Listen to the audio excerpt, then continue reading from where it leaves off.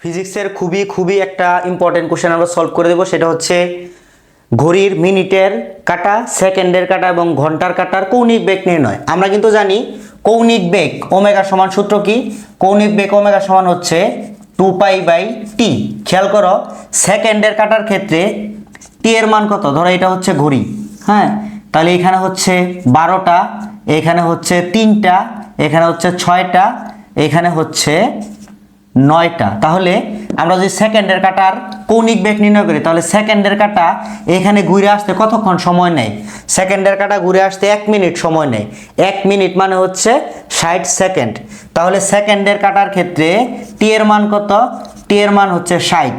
আমরা যদি কাটাকাটি করি তাহলে হচ্ছে π/30। এটা হচ্ছে সেকেন্ডের কাঁটার কৌণিক বেগ। কৌণিক বেগের একক কি?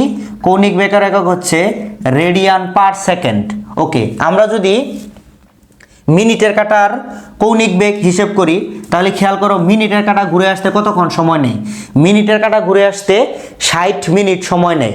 60 মিনিট মানে হচ্ছে 3600 সেকেন্ড। সেক্ষেত্রে আমাদের ওমেগা সমান কি হবে? ওমেগা সমান হবে 2π/3600। আমরা যদি এটাকে 2 দিয়ে কেটে দেই তাহলে আমাদের কি হয়?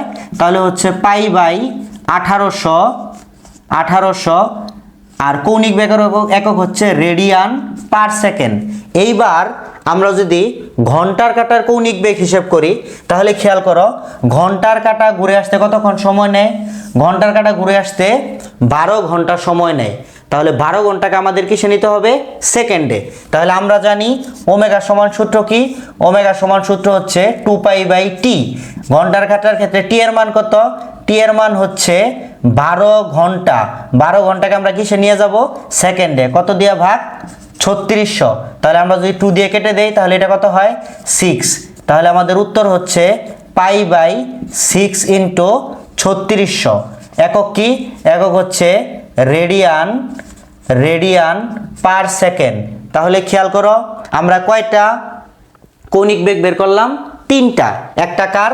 একটা হচ্ছে সেকেন্ডের কাঁটা। সেকেন্ডের কাঁটার ক্ষেত্রে ঘুরে আসতে সময় লাগে 60 সেকেন্ড, এই জন্য টি এর মান 60। কাটাকাটি করার পর আছে π/30। তারপর হচ্ছে মিনিটের কাঁটা। মিনিটের কাঁটা ঘুরে আসতে সময় লাগে 60 মিনিট।